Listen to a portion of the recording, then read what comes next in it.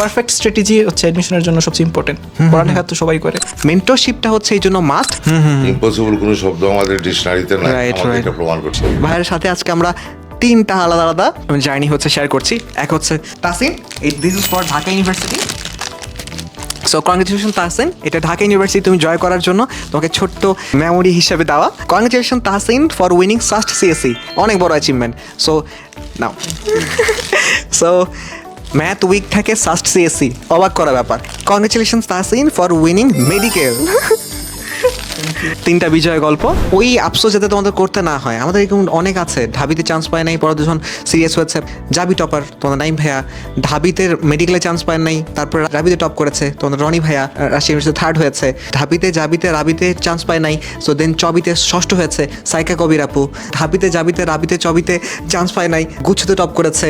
গুচ্ছে fail number ছিল 26, সেই নাম্বারটা গুচ্ছতে ইমপ্রুভ করে 61.50 জাহিদ। সো গুচ্ছ ফেল টু গুচ্ছ টপ করেছে জাহিদ ভাইয়া। সো ঢাবি জাবি রাবি চবি গুচ্ছ কোথাও চান্স পায় নাই, গুচ্ছ কৃষিতে যে টপ করেছে সুস্মিতা আপু, 85তম হয়েছে সারা বাংলাদেশে। আবার দেখো যে 15%-এর গ্যাপ, 15% এমনি গ্যাপ, আবার তোমাকে তো 5 নাম্বার কেটে দিবে, তার মানে 20%-এর গ্যাপ। এই 20% গ্যাপ হলে সাহসটা হতে হবে সবার থাকে না। বাট তোমার প্রথম 6 দিনের মাথায় যখন তুমি দেখলে এভারেজ নাম্বারে 20% মধ্যে ইম্প্রুভমেন্ট হলো, তো তখন দেখাচ্ছে তোমার সাহসটা আরও বেড়ে গেল। ফ্রম ভার্সিটির ওই 60% টু ইম্প্রুভমেন্ট টু হচ্ছে ঢাকা ইউনিভার্সিটির মাইক্রোবায়োলজি টু সাস্টের সিএসসি টু আলহামদুলিল্লাহ মেডিকেল কলেজে হয়ে গেছে। 50 পাও হাজার হাজার স্টুডেন্ট ঘুরে বেড়ায়, কিন্তু এই 20 মার্ক ইম্প্রুভমেন্ট করলেই যে আমি চান্স পেয়ে যাব, এই সাহসটা করার মতন সাহস স্টুডেন্টদের থাকে না।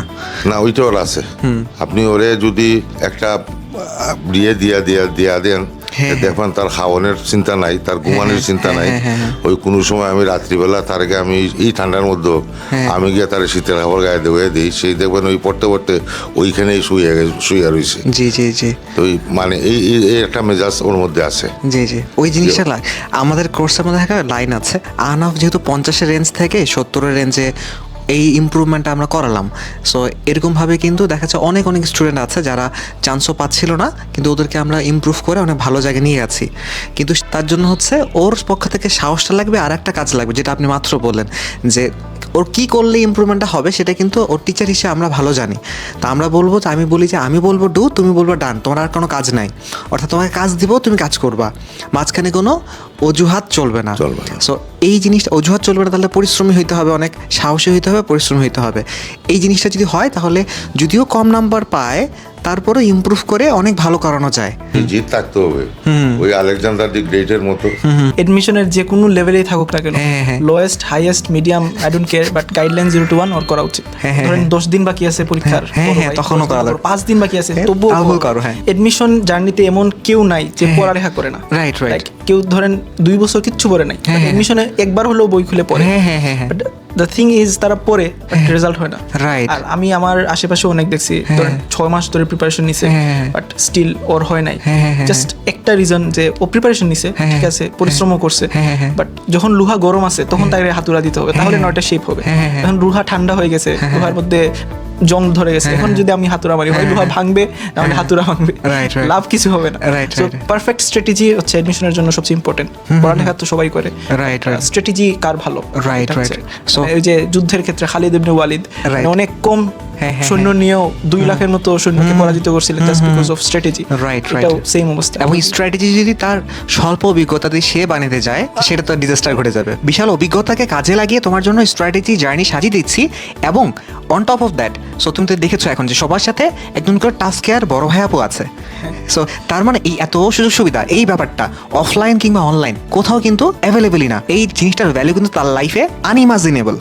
কিন্তু কোনো একটা কারণে এটা সে মিস আউট করে, আফসোসের কোনো শেষ নাই, শেষ থাকবে না। সবচেয়ে বেশি আফসোস হচ্ছে পরীক্ষার হলে, জাস্ট পরীক্ষার হল থেকে বের হয়ে ডিউ কোয়েশ্চেন ব্যাংক খুলে 10-15 বছর যদি চেক করে, তাহলে হয়তো অলমোস্ট মোর দেন 50% কোয়েশ্চেন হুবহু টপিক থেকে আসবে। রাইট রাইট, অলমোস্ট 95% ও যদি জাস্ট গাইডলাইন 0 to 1 এর যে প্রসেসটা আছে ওটা যদি ফলো করতে পারে, তাহলে ওর 90% এর মতো কমন পাওয়ার একটা চান্সেস আছে। গ্রেট। 7 দিনে চান্স পায়, এটাই তো অনেক। এবং এই জিনিসটা কিন্তু আসলেও হচ্ছে। 7 দিনে চান্স পাওয়ার কেনটা হচ্ছে, কারণ ও 40% আছে।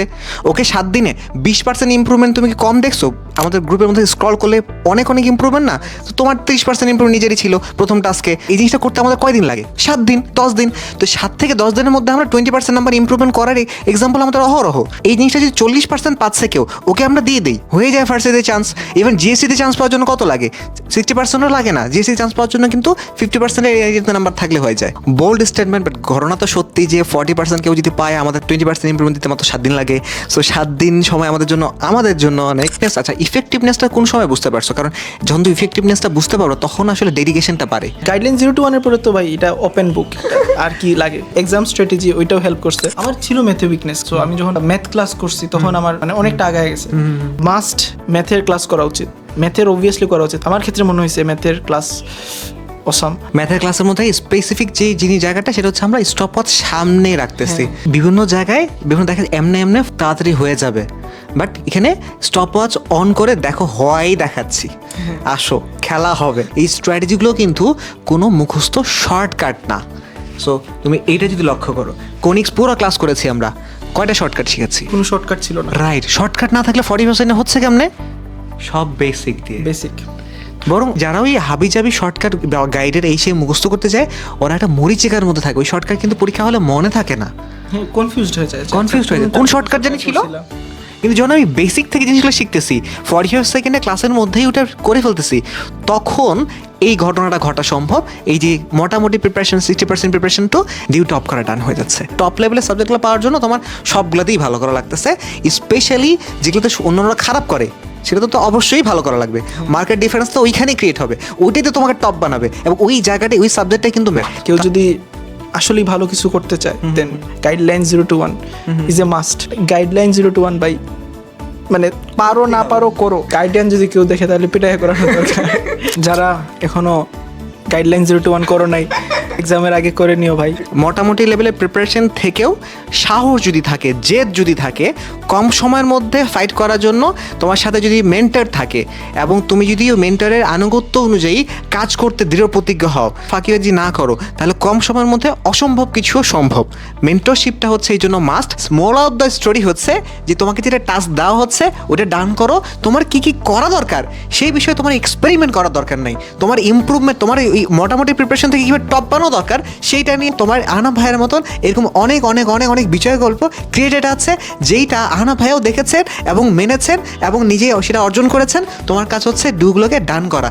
সো এখন কিন্তু ওই মাঝখানে ডু আর ডানের মাঝখানে কোনো এক্সকিউজ আনিও না, তাহলে ইনশাল্লাহ তোমার সাথেও বিজয় গল্প নিয়ে দেখা হবে।